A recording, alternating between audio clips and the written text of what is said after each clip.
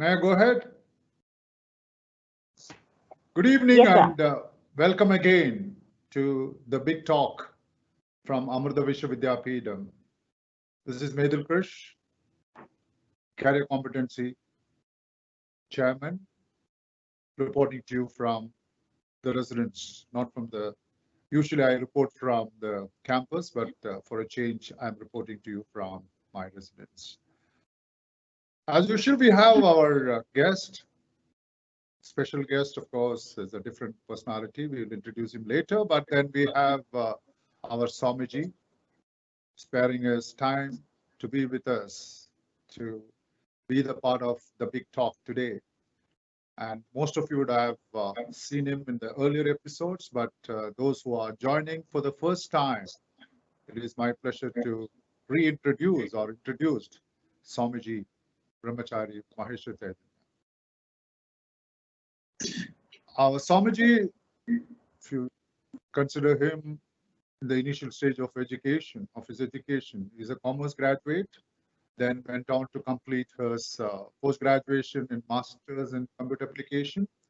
And he was teaching for over 15 years in the computer science domain. But his main passion and interest is towards programming.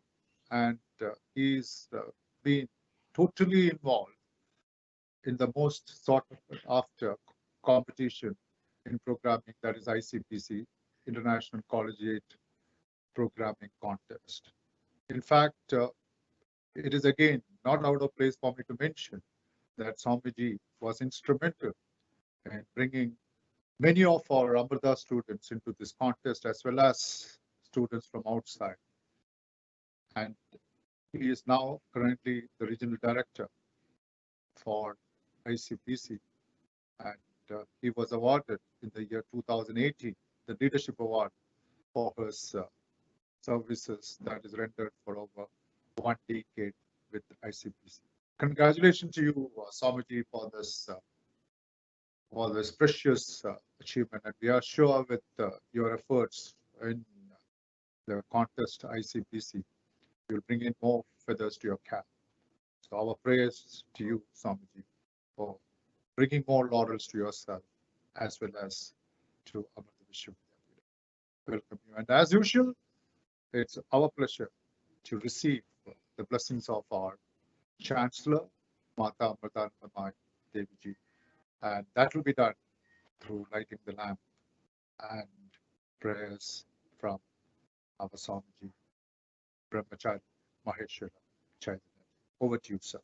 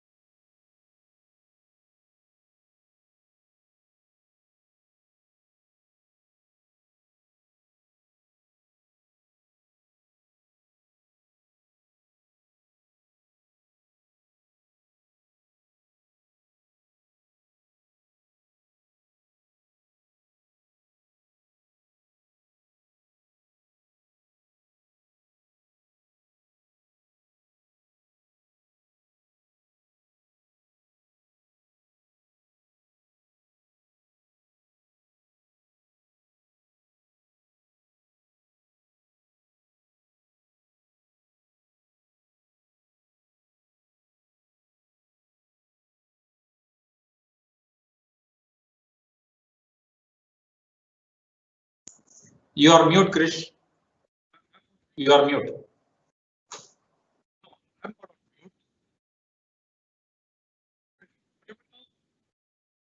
I think your volume is low. No, now it's okay. No.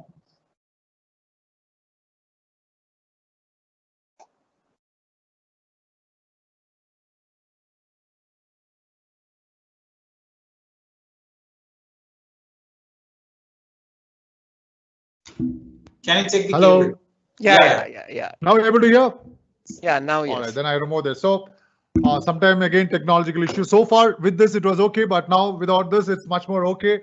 So we have, thank you, Swamiji, for the blessings, but somehow you're not very happy. You wanted me to remove those bands from my head, and I removed it. Now the sounds are far better. So for those of you who are viewing us today, we have a very special and important guest with us, and it's my pleasure to introduce him. And let me just take out his micro profile, which he had sent to me about a week back. Yes, you can see him on the screen. He is Mr. Rajesh Nair, who is currently the associate partner, markets. You call it as EY, Ernst & Young LLP. To just mention to you about his micro profile, Mr. Rajesh Nair has done his production engineering from the Regional Institute of Technology, now Jamshedpur, now it is known as National Institute of Technology, and joined the most prestigious corporate that everyone would like to join, that is Tata Motors, as a graduate engineering trainee. During his stint in Tata Motors, Mr. Rajesh was in fact lucky to receive the best graduate engineering training from none other than Mr. Ratan Tata. Congratulations to you, sir. This is one of those great achievement what you would have as a trainee. You would achieve the best graduate engineering training. So I'm pulling you back to your memories of 1996, the way you went forward to Mr. Ratan Tata and received that particular award. Then during his last 2 decades of his years of his experience in the management consulting domain, he has been with EY for the last 11 years, and his area of expertise is in organization structuring, organizational strategy, and cost reduction. I think the last one, all these 3 are very, very important in the current situation. We will come back to that. We'll take some sort of feedback and some directions and guidance from you, Mr. Rajesh, during our discussion on that, especially on cost reduction without reducing without reducing the manpower for any organization. So Mr. Rajesh currently heads the Kochi office of EY and leads all service lines of EY in Kerala. He additionally focuses on digital transformation projects and leads business development for financial services, sectoral practice in South India. Mr. Rajesh has spoken at various industry forums and is visiting faculty in several leading management institutes across India. And when I just happened to speak to Mr. Rajesh this evening when we joined live, he had come to our Amada School of Business for a couple of times during the inaugural functions. He has also served in State Planning Board of Kerala's Committee on Entrepreneurship from 2014 to 16. Rajesh was also on the Kerala Chief Minister's high-powered IT Committee of Kerala State Government, focusing on promotion of industry and investments in Kerala from 2017 to 2019. He is the immediate past president of TAI Kerala chapter. He reads and writes in his spare time, including 2 business columns, and devotes pro bono time for helping startup organizations, MSMEs, and young entrepreneurs. Mr. Rajesh was also conferred the Kerala Management Association Manager of the Year in 2013. So congratulations to you, Mr. Rajesh, and on behalf of Amartya Vishwa Vidyapeetham, we welcome you for this big talk. There are two aspects of this. One is wealth creation and entrepreneurship. When I say wealth creation, it can be an individual wealth creation or it can be a national wealth creation. And of course, the entrepreneurship can be, an individual show or a partnership or a big deal, whatever it is. So I just want to start my talk with the first question, right? And it'll be taken over by Swamiji, and this he'll lead the talk after I complete my first question to you.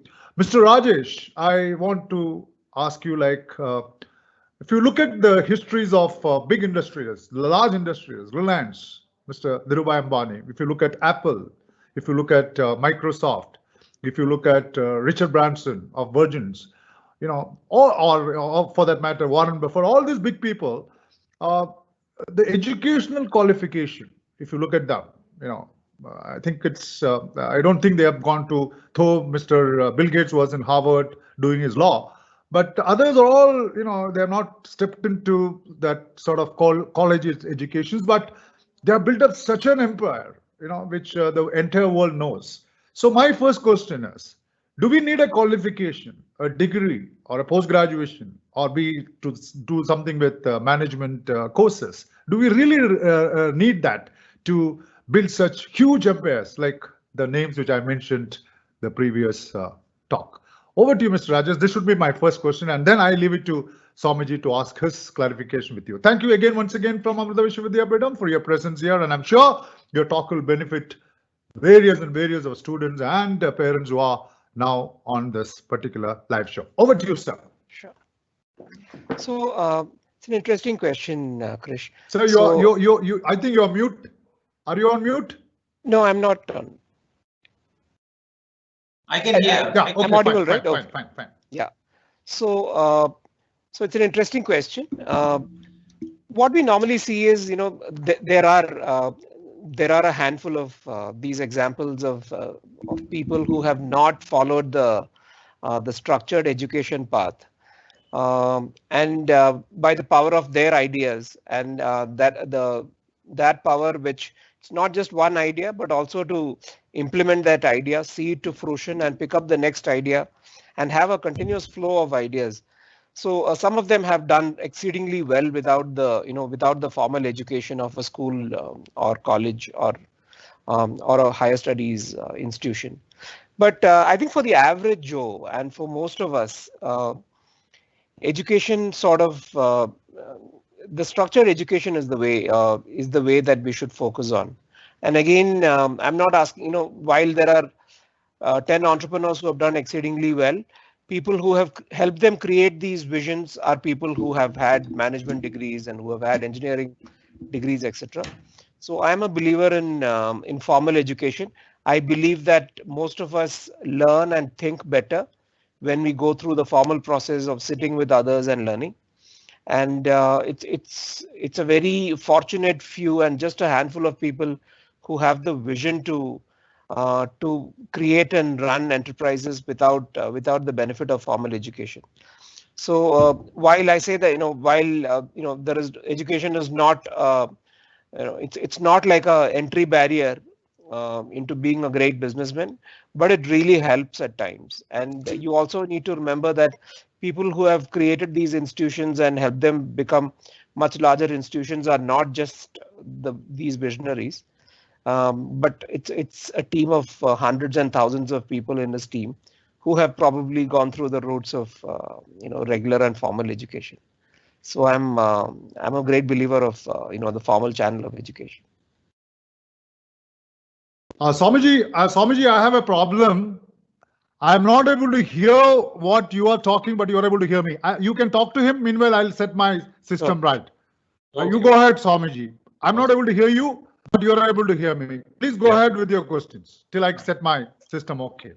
Yeah. So I was very curious about the entrepreneurship skills required for an entrepreneur. The reason why I ask, we usually conduct a lot of competitions here. For example, a science project competition or project design competition or product design competition. And we do it for both for the school students as well as for the college students. So what is the skill, or how can we nurture those talents so that they have the confidence of coming up with an innovative idea to develop a product, and in future, perhaps after their degree or after their PG, how can they take up a kind of venture in like startups, or how can they launch effective products which is useful for the society? For example, I'll tell you a small example. A couple of years back, I used to coordinate a program called as Vidyut in our Amritapuri campus. And the students who manage the website, the entire website of handling the registration as well as the updates. So that was done by a group of students. And I know that the technical lead was a guy who failed in several subjects in computer science, but he is now running a company. So which means that more than formal education, the skill and their passion to develop a product is very important. So my question is, how do you think that we can nurture as a university? We have a technology business incubator, we have an entrepreneurship development cell, and we have enough opportunities. But what is it that a student should acquire, or how is it for them to? How is it possible for them to get those skills during the studies? Right. So it's in terms of an answer, this is one of those questions which I can sit and answer for 2-3 days. So let me try to sort of put it into a few themes. I think the ability to generate ideas and be passionate about these ideas is paramount. So it's like a hygiene factor. Everybody should have that. But if you look at entrepreneurs and if you try to categorize, let's say 4 capacities that they should have. One is they should have a capacity to think. And when I say capacity to think is they should be able to articulate their ideas. They should be able to translate those ideas into into enterprises or products or services. And they should be able to think through in terms of how they how would they visualize their company, how many people, etc. So that ability to think should be there. The second capacity or ability I would say is to act. So it's not enough, and a lot of us have great ideas and a lot of us have these blips of fantastic ideas. But unless we sit down and start doing those things, that element of, unless you put pen to paper and or rather you hit the road and do things yourself, it will not fructify. So that ability to translate some of your ideas and some of what you've thought into action is the next one. The third one I would say is the ability to relate with people. Most businesses are about relationships and dealing with people, and people are not just your employees, but people are customers, people are stakeholders, vendors, etc. You need to have an ability to deal with people, and you need to have a passion and liking for it. We say that there are some people who are very thinking oriented but who are poor in relating with people. Such people will probably be great at handling research and development in a firm, but they can't be great entrepreneurs. A great entrepreneur needs to have that ability to relate with people. And the fourth, and probably in these times the most important, is the ability to learn and change. Technology is changing very quickly. So if I look at myself, I'm a 4th generation engineer. My grandfather, my grandfather's father, my father, and me, all of us were engineers. And we have a family, like the olden days in Kerala, there were only 2 careers, whether you would either be an engineer or a doctor. And so most of us are engineers.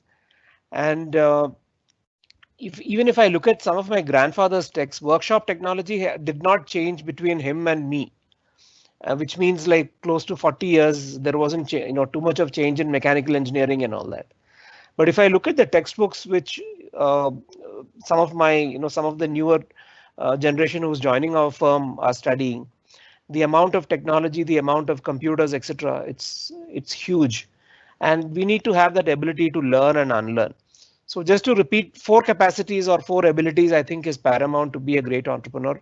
The ability to think, the ability to act, the ability to relate with people, and the ability to change and learn. Yes, I think I have a clarification from your end. In looking at in the last 3-4 months of this particular pandemic wave, what we are facing, and many of people who have been working in different streams, like people are either like our own university, or people are into production, people are into finance. All these people today come out and raise their hand and say, look, their salary is cut into 50%, or they've lost their jobs and they're not able to make payment for their children's fees. There's a lot of volatility, there is uncertainty, and nobody's able to predict the future as far as the economy is concerned. Right. And if you really look at the economy with in the next maybe 1 year or 2 years. It will take a long time for us to pick up to those expected of 2 digits. And we were talking about 2 digits growth in our economy, which certainly will happen, but it takes a lot of time. So under these circumstances where the industry as such is falling, I mean, there are so many industries which will never pick up in the next 6 to 1 years or 2 years time. Under these circumstances, Mr. Rajesh, how could one have the guts, I would say, to start a business of his own? Looking at the other industries which is closing down, will people have the guts? And if that is the situation, how the economy is going to face this challenge in the future? Over to you, Mr. Rajesh. So yeah, it's definitely uncertain times. No amount of textbook and no education sort of prepared us for this. And I speak for everyone around the world. Nobody's, and even today, the experts, even the medical experts, are not able to predict when the pandemic will actually come to an end. With this limited view into in terms of the economy and the future, I agree with a lot of predictions of economists, which you've also said in terms of the economy may take 6 months, maybe 1 year. There are experts who say that it will take probably end of 2022 for things to come back to normal. There are the more optimistic ones also, which says that if we find a vaccine, there may be a exponential comeback to normal. So we'll have to see how that pans. But in terms of entrepreneurship, even a pandemic like this gives opportunities. So if you look at, I follow the stock markets very closely, not because I'm a great investor, but just to follow industry. The markets are currently going fairly normal and quite dizzy. And the reason is everybody is sort of optimistic of a better future, and everybody is optimistic that once this thing sorts out, things will come back to normal, and they will come back to normal extremely fast. In terms of industries, the entire consumer product industry, food products, etc., it's probably having one of its best times. So since everybody is at home, there is proper cooking happening at home. A lot of consumer products are, they're registering year-on-year growths of 20 to 30%. IT sector, which is one of the largest sectors now in India, is seeing a boom worldwide. And just this transition of various day-to-day mechanical processes into digital is itself a large market. So economists say that itself will be like a $86.2 billion market worldwide on this entire digital front. And the large IT companies in India are rightly poised to pick up some of these opportunities. So we will see some of these opportunities. There's also a time where government will have to, create a lot of expenditure. So most of the GDP growth will now have to come from this element in GDP calculation called government expenditure. So government will have to create new projects, and the old economists like Adam Smith, etc., say that even if the government gives money to people to dig holes and to fill up holes, they should still do something like that, so that people are employed and people are gainfully getting money. And we are seeing that in the government schemes like the Manrega scheme, etc., where close to 125 million families have applied for jobs, and so there will be some implementation issues here and there. I think for the young entrepreneur, the trick is to find out small niches of interesting work and of products and of services. We have seen some fairly large pivots in terms of, we have seen Ayurveda companies shutting down most Ayurveda products and going into hand sanitizers. We have seen manufacturers who had 3D printing machines stopping everything and starting to make the face shields. Yeah. So a lot of such opportunities are there, and I think it's for us to see. One is, of course, we can just wait and lie down and wait till everything's get better. But I think somewhere we need to sort of get hold of the situation ourselves and try to do the best in terms of what else can we do, or is there something that we can do in the current scenario. Somaji, if you have any questions, otherwise you have any questions with Mr. Rajesh? Yeah, in fact, we had a small discussion before we started. In fact, I wanted to understand how a 3-year degree student can perform, how an engineer can perform in the ventures like startup companies. Let it be any domain, but how do you see that the difference? Of course, it is the skill, it is the innovation mindset, and it is the passion to drive everything put together. Who has the most what do you say, the ignition to be successful? See, so again, when we try to hire, and when I say we, I mean the larger companies. So we are close to 50,000 people in India, more than 3 lakh worldwide. So larger companies, we look for 3 things. We look for and I'm just trying to decipher the word competency, which Krish is heading. For us, competency is essentially skills, knowledge, and attitude. When we hire people, we are primarily looking for knowledge, which means they would have the right kind of background. If it is engineering, they have the basic engineering knowledge in place. If they are management school students, they understand some basic frameworks. They understand how to think. They understand, how to analyze problems and questions. And so that amount of knowledge we would expect them to bring along with them. And so normally in the interview, we don't really spend a lot of time checking on their knowledge, because if they say that, they have they've passed out from this particular institute, we have a general impression that, they would have learned at least the basics. The second part is the skill. A lot of them may not have come implementing their skills. So at times for certain jobs, we prefer that they have some exposure of the industry. So in certain colleges, when we go, we want to pick up people who have some bit of experience in working in factories or working in IT companies, etc.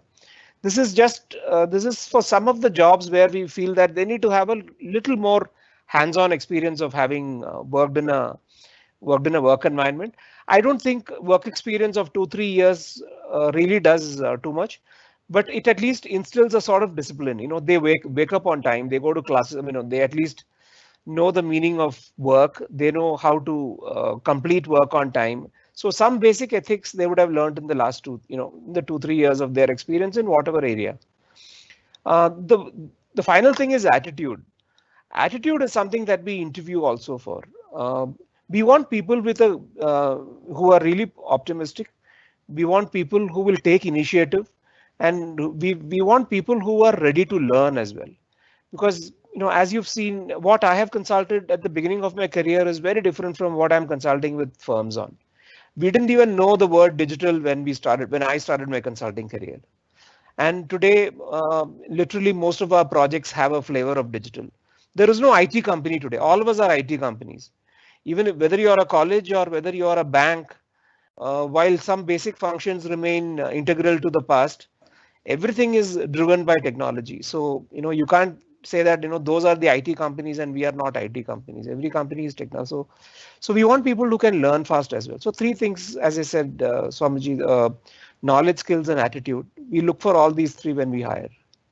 So knowledge, skill, and attitude, we certainly agree. But I want to just ask you a question on, is it advisable for a student to start a new venture immediately after his degree or after his, whichever his education is complete?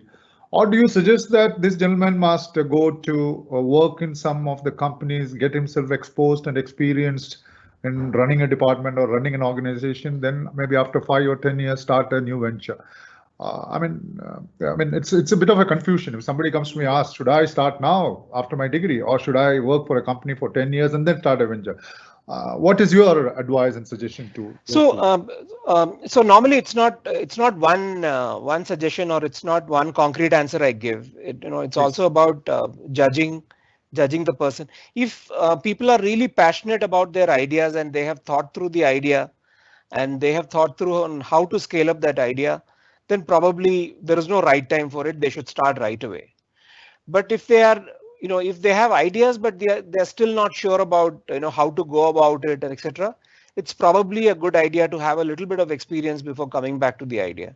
Okay. We have seen a lot of entrepreneurs who have, who have become entrepreneurs after 5 years and 10 years into respective jobs and then coming with that experience. There is no right answer, but increasingly in the last 10 years, I have seen people starting enterprises right in right during their colleges and, becoming full-time entrepreneurs just after college and running with it. And some of them are successful as well. Wonderful. There's no right answer to this, but if, it also depends on the idea. If it's a very interesting idea which catches, which is at the right poise within the economic landscape of the day, then probably he should get into entrepreneurship right away. But but a general advice is don't delay. If entrepreneurship is what you're looking at, then don't delay it too much, because the older you get, you start becoming more risk averse. You have families, then you will have money commitments. And they say that the biggest addiction is not, it's not smoking or it's not alcohol. It's actually the paycheck. Yeah, The monthly paycheck you get is what they call as the biggest addiction. And once you get addicted to getting that salary check on the first day of the month, very difficult to get over that. I agree with you, Mr. Rajesh. I've seen in many cases that students would like to continue their post-graduation, the higher studies, but then in between they feel that let me go and work for 2-3 years and then, add some money to the account, savings account. Yeah. But what really happens after 2-3 years, they don't want to lose that monthly paycheck which is coming in. The higher education, the post-graduation goes, it gets sidelined. So you are right in what you're saying.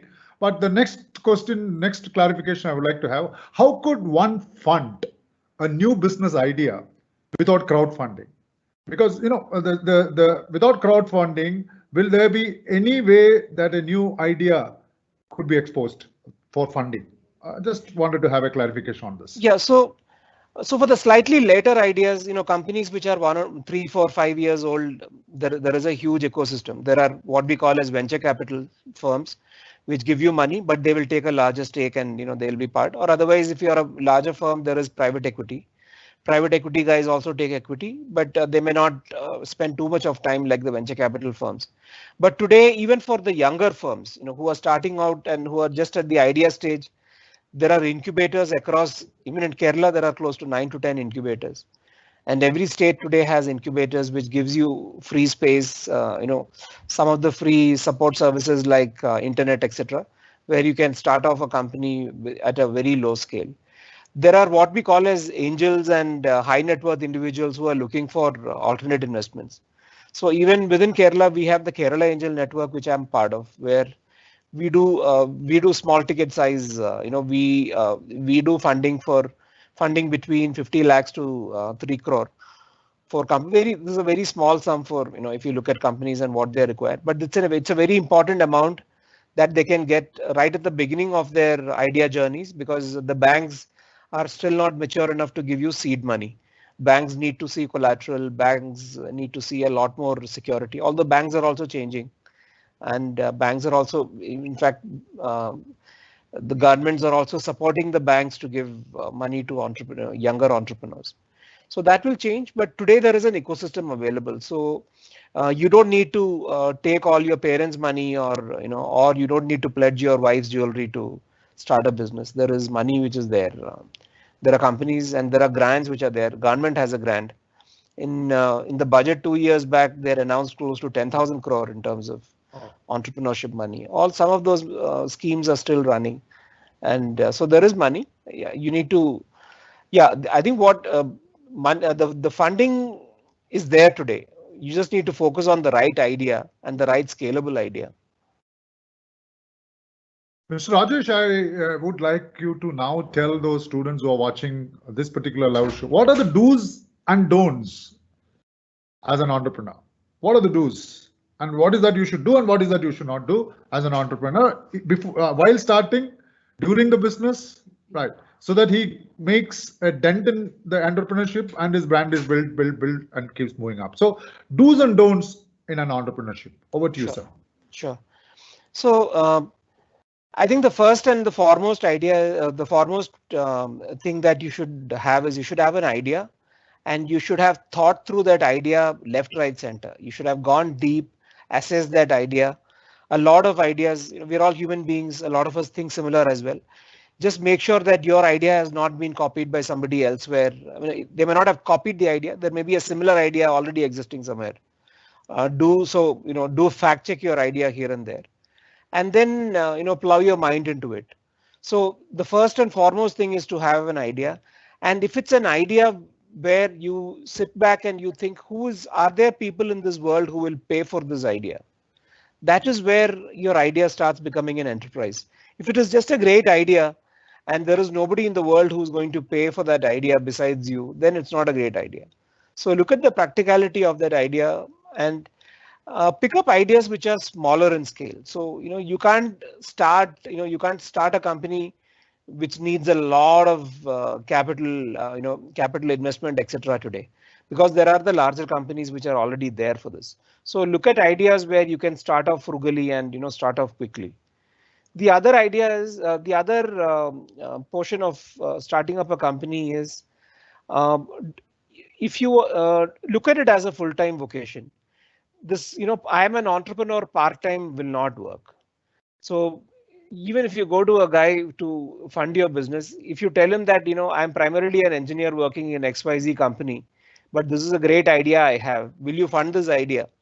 And I will spend 20% of my time in this, etc. That doesn't work, because somebody is putting money on you and your idea. And to be very blunt, at times, if you have an option B, if this idea fails, is actually it's actually a dampener. You need to be very sure about what is the idea what's the idea, and your full-time commitment is required for that idea. The third thing is you should know your weaknesses.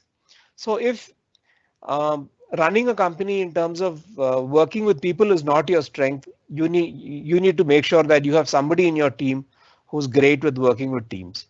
If you're not good with finances, please make sure that you have somebody, or you hire somebody who will handle your finances properly. If you're not good at marketing, make sure that you have the right resource for marketing. So you should have internally thought and analyzed your own weaknesses and strengths, and identified a team which will supplement for some of your strengths. And the fourth thing is, primarily you should think about how will you pivot this business, or what will happen if something like a COVID happens and you have a business which gets affected by this. You should have some idea in terms of how will you pivot and do something else, or do something allied if it comes to a standstill because of some regulatory issue or some such. So Wonderful. These are the four things. I think we have some questions lined up now.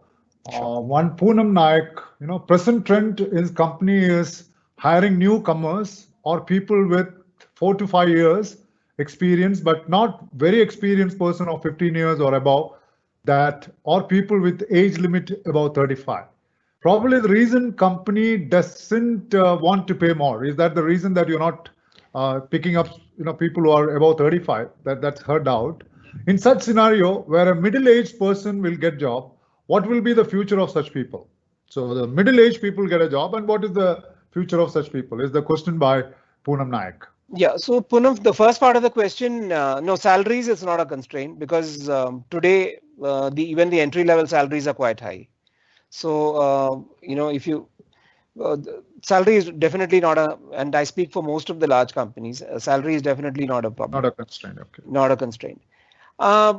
I agree that if you have done functions which are fairly routine in nature, and if you have done if you have become a manager by just doing a lot of clerical functions, coordination and all that, there is technology which does a lot of that things now.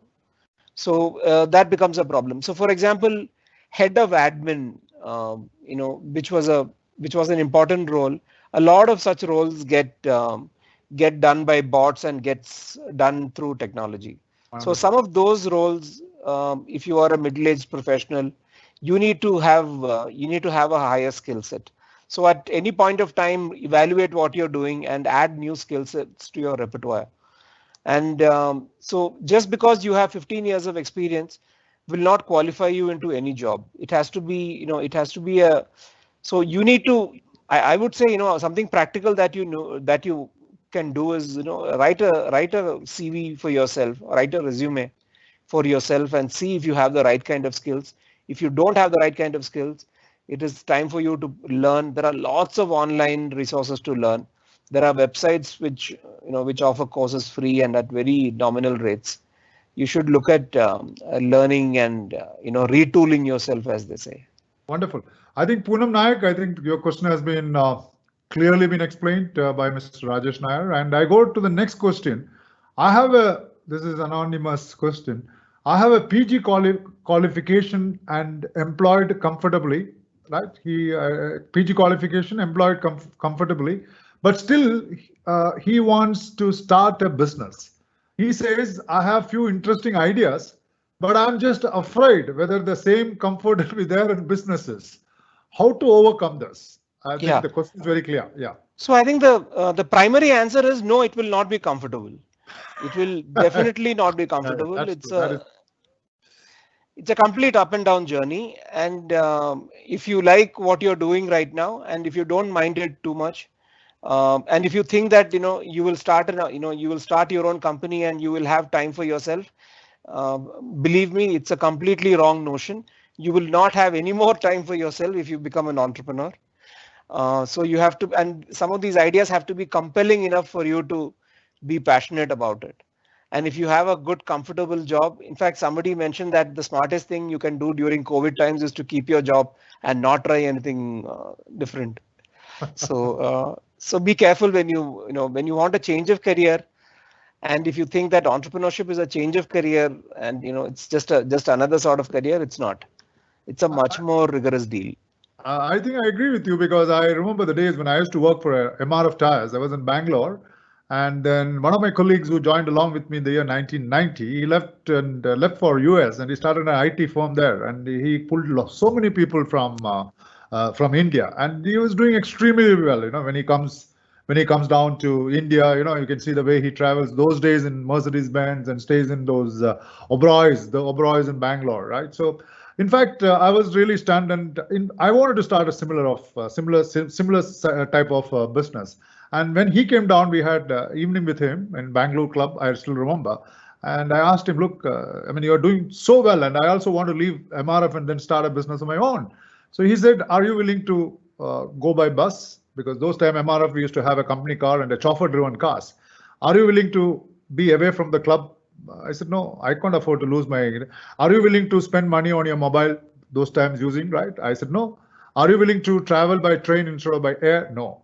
Are you willing to settle down for 2-star and 3-star hotels? No. Then finally I said, no. That happens because I didn't want to lose all this and then get into this, feel that discomfort, and then feel sorry later on saying that, hey, I should not have left AV. So MRF, I continue to do that. So people who are having that sort of a fear, as he rightly said, it's better to be sticking on to whichever field of corporate field you are in. I think the right suggestion you have given. I think I also did the same thing as early as 1990s.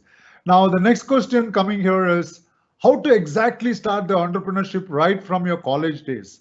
In fact, this is a question like, from the childhood or even the +1, +2, most of the students, many of the students have this feel of starting a business of their own. And when they come to any of those higher studies through engineering or something, they start their own micro level businesses and they succeed and then finally they take on. But here, this particular gentleman wants Mr. Rajesh to explain how to exactly start the entrepreneurship. And he wants to start it from the college and college days. While he is as a student, he wants to start a business. What is your suggestion and what is your take from his question, and how do we do it? And if so, what are your directions on that? Over to you, Mr. Sure. Rajesh. So again, my first advice is unless it is a super compelling idea and an idea which you have evaluated and which you think is has tremendous potential, and you have explored this idea with senior professionals and they are also equally excited by it, don't start something when you're in college. I think, see, again, I come back to my first answer in terms of, I think college education, etc., has its own benefits. It gives you a little bit of structure. It gives you some basics of education, and it gives you that foundation to do better. Do a lot more things in future. But having said that, as Chris mentioned in the beginning, a lot of great entrepreneurs have started at very early ages and have dropped out of schools, etc. So if your idea is vetted and is sort of lauded by a lot of people in the industry, then probably you can go and look at it. But otherwise, you should complete your education and then start something. So even if you start something during engineering college, finish your engineering course, be at the idea, keep updating your business plans, etc., and then start something once you're out. But I think education is foundational and you should complete whatever you're doing. So thank you so much. I think Poonam Nayak has said, thank you, Mr. Rajesh, for your guiding factor, and she's especially thanking you on the chat. The next clarification which I would like to ask you is like, when you invest money, it could be 1 crore, it could be 10 crores, it could be 10 lakhs. What should be the appropriate number of months or years you should get back your investment? What do you call is ROI, return on investment? Do you have any specific number of months or something like that, or yardstick to measure? It should take you only 3 years to get back your investment back. So over to you. So for the funds and the venture capital firms, they say that 7 years is it's 7 an years. interesting, 7 years. So normally all these venture capital and private equity funds raise money from others, right? So they also promise the others whom they've taken the money from, saying that we will pay you back this corpus with X amount of percentage in 7 years. But individual investors like high net worth individuals or angels look at a 3-year sort of time frame, and 3 years to get back their money and more. And so what typically happens is the way you get money or the way you exit is when you give an entrepreneur some money, and we hope that the entrepreneur does well and he becomes bigger. And when he becomes bigger, the value of the company increases. And then when you get a new investor, the new investor comes at a much higher valuation than the earlier. So some of the earlier investors can take an exit, and they would, as the market lingo is, X as in times. So there are investors who make 5x, 6x, etc. And if you look at some of the very successful companies, people have made up to 1000x, 1000 times of what they have invested, etc. But globally, they say that success rate is less than 3 per 10. So if you've made 10 investments, you're likely to make, money only in 3.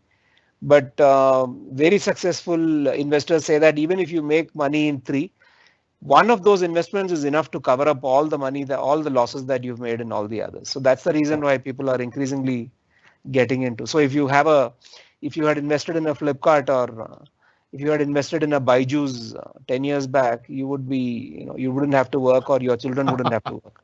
Yeah, absolutely. I mean, in fact, I missed it. Otherwise, Anyway, coming back to the next question. Going through your profile, Mr. Rajesh, you are into organizational strategy.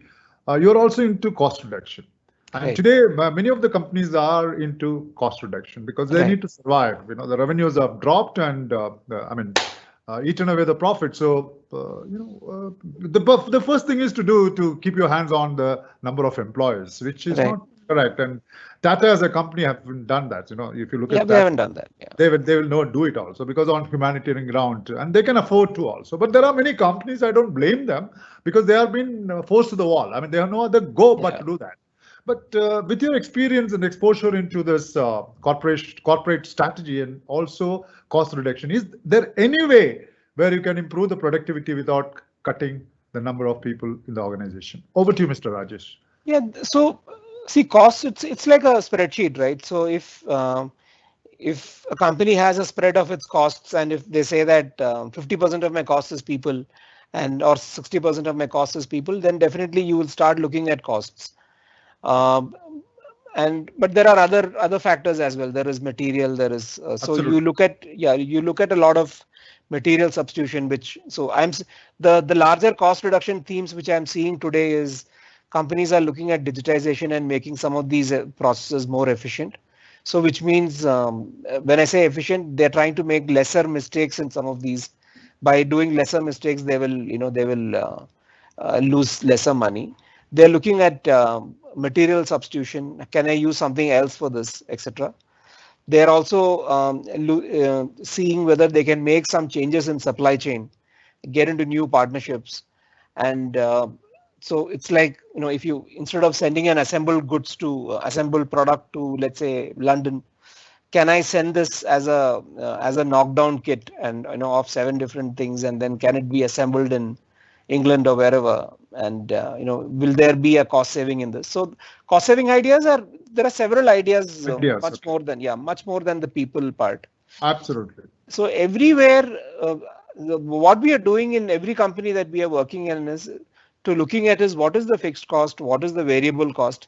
Is there any part of the fixed cost that you can make variable, so that otherwise there is whether you run the company or not, the fixed cost needs to be borne.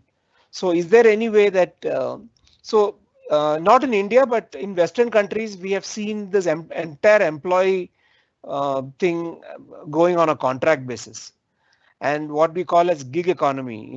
So people are also ready to, so at any point of time they are working on a project based mode with multiple companies. They are not really spending all their time in one company. They're not a company's employee, but they are contractors in various companies.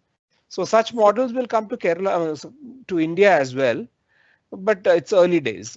Here we are, and in fact there has been an impetus not to fire too many people during these times also. Yeah, people have tried their best. Yeah, many of the companies have now been taking steps on working from home, and I believe that now if people start working from home, especially in a place like IT hub in Bangalore, you'll find a lot of infrastructure falling vacant. You think that it's going to fall vacant because you have huge infrastructure, and the companies pay a lot of crores and crores of money on rentals, maintenance, security. Is there any way of continuing to work in the house and then delivering the best of the results, so that you can cut down your cost on those fixed costs? What you're talking about is the rent and maintenance. So will that happen in the future, Mr. Rajesh?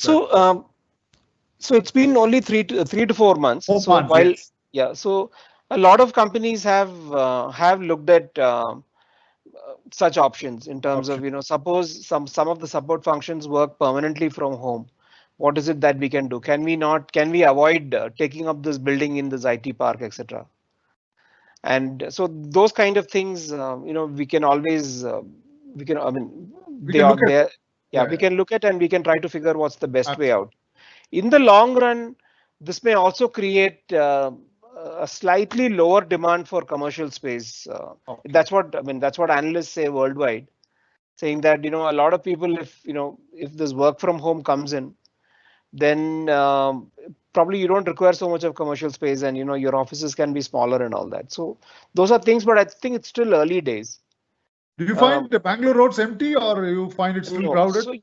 So some portions are empty because I mean, you find don't have traffic jams and those, and that's like right. Okay.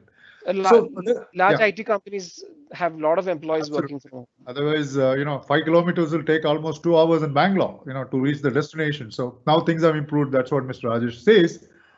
There is one question from one Mr. Naveen, SP. He says that I am an engineering student. The problem which we commonly face is sometimes we have ideas, but we may not know how to practically create it. Theoretically, he's coming out with ideas. So what is your suggestion? Practically, he's not able to do it. Ideas are there in your mind, but to put it in practice, he finds it extremely difficult. Mr. Rajesh, can you throw some light on his problem, please? So if you, what we typically do is what we expect young entrepreneurs to do is for them to also figure out how to implement these ideas. So if you have a great idea, how do I implement this idea? There are not too many places you can go and ask that question. There are incubators and accelerators across the country where you can go and if there is a technical question you can get it solved. But at the end of the day, the onus to find out the implementation route for your idea is yours, and you will have to find resources like incubators and accelerators, or even R&D setups of companies to go and ask this question. But normally, if it is just an idea, a lot of people are not keen to spend time with you unless you yourself have an idea on how to implement those. So there aren't too many places where you can go with a very raw idea today. Mr. Rajesh, like people have a lot of ideas. In fact, if you come out to most of the institutions, you would also be visiting institutions, and many of our students, like when I was of this, I mean, I was of those ages of the students which are currently now, maybe 18, 19, 20. I didn't have much of those ideas, but today the students have many ideas, many sort of ideas. And if they are getting into those ideas, is there any place that they can go and refer? Is there any something, where they can refer and get some excellent, feedbacks, excellent suggestions? Is there anywhere they can approach to? So depending on the area, you can check with the relevant area academics, in colleges, etc. That is one. Otherwise, you can go to some of these incubators and check if somebody can help you.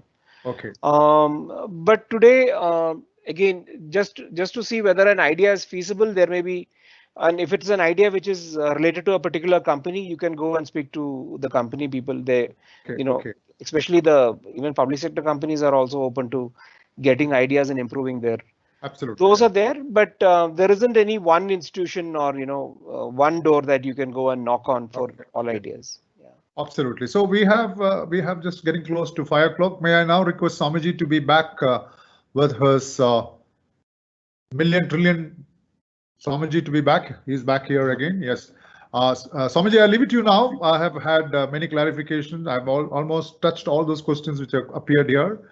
And now we are getting close to 5. Over to you, Swami, for your conclusionary million, billion, trillion dollar question to Mr. Rajesh Nair. Over to you, Swami. No, I was just listening to the last answer which Rajesh was talking about. See, basically what I have seen is that the students have a lot of ideas. Being in the teaching field, I have seen that there are a lot of students who have very, very good ideas, but then they don't get the opportunity to exhibit their ideas or enjoy the failure or success of implementing the ideas. Absolutely. Yeah. So my take on that is now that UGC and AICT, they all are insisting on the internship. They should in fact try to find out the best companies for them and try to do some sort of internship during the vacation period. In fact, we do that. We offer internship in our own research centers. So basically, they can try to experiment so many things. And what is your take? Let us say for India to grow from the entrepreneurship, the space of entrepreneurship. What is your take on the growth of entrepreneurship students or imparting the skills for entrepreneurship? Because we see that most of the investors globally, the companies are trying to come to India, and ease of business index is going up. That is what I believe. And there is a good room for the students to come up with innovative ideas. And what is your projection for the next 10 years time? So next 10 years time, India is definitely going to have a good time. So we will have, while the Prime Minister earlier mentioned about Atmanirbhar Bharat, it's not just about self-sufficient. It's also about the fact that it's not self-containment. It's actually self-sufficiency. So we will see a lot more trade happening with other countries. We have a large young population, so companies and countries across the world will want to engage with Indians and Indian companies definitely. So there will be a lot more opportunities for students to work in large companies and large firms across the world. Once, of course, the pandemic settles down, we will see a resurgence of people going and working in other countries. That will definitely be there. And and entrepreneurship so today entrepreneurship is a clear career option. So somebody who doesn't want to work in a firm can start something of his own, and there is enough support mechanism today, not just funding, but even questions and even regulatory help. Everything is there. All respective state governments have entrepreneurship cells, etc., who will support in all these things. So all these supports are there. You're there at a very interesting time that way. Yeah, of course, we are going through that slight amount of blip right now because of the COVID infection and a little bit of uncertainty in terms of when the vaccines will be ready. But having said that, there'll be a lot more opportunity, great ideas, will see people who can implement it. And again, just to reiterate what I told earlier, if you have a great idea, the responsibility is on you to find the right resources to bring that idea into fruition. You can't sit back and say that I have a great idea and you're waiting for your faculty to clear it or waiting for somebody else to, because that's part of entrepreneurship as well, right? So at the end of the day, if you're a great entrepreneur, you will also find out a way to make sure that your idea is implementable and how you can implement this. Thank you, Mr. Rajesh. There is a question from one Mr. Sankit Sunil Kumar, Amada School of Business, Amritapuri. He says that he starts a new venture, it develops, he gets out of the market, he gets out of the market share, and moment the market shares keep growing, you would find the competition entering into the similar field where our friend Mr. Sankit would have otherwise started a business. So when the competition starts striking into your areas, how do we face that? How do we face that, and how do we overcome the competition entering and eating away the market share, which otherwise our friend has started maybe 10 years back or 12 years back? Over to you. How do you face competition? Yeah, so I think it's actually a law of nature. If it's a regular supply and demand issue. Before the pandemic started, hand sanitizers were nowhere available, and everybody and their uncle, as they say, was creating a hand sanitizer. And so now there is a glut of hand sanitizers, and everybody is making, and that too in a small 3-month period. So Absolutely. Likewise, it's the same with economics.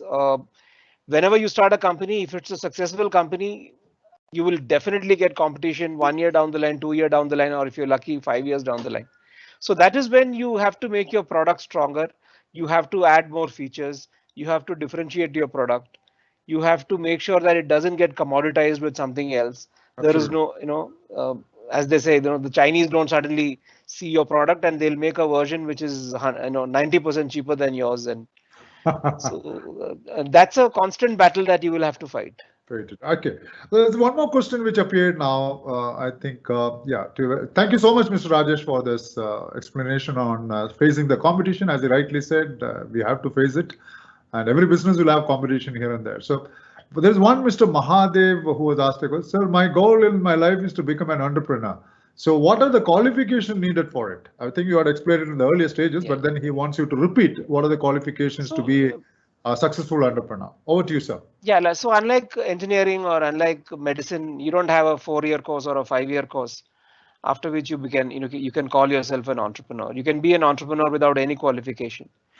If you set up a lemonade stand right in front of your house today afternoon or today evening, you become an entrepreneur.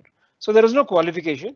But having said that, if you know some basics of finance in terms of addition, multiplication, what is cost, what is price, what is profits, that amount of 7th standard or 8th standard mathematics you need to know. And you need to know what you're selling and how to sell it. And you need to know who are the people who are selling it and what are their needs. If you know that much, any of you can be an entrepreneur at any point of time. And you don't need to set up an IT company to be an entrepreneur. You just need to have anything to sell and you're an entrepreneur. So thank you so much, Mr. Rajesh, and over to Swamiji for his further clarifications, I would say. No, I think this is much more than enough, because we have covered almost everything what is required for the students.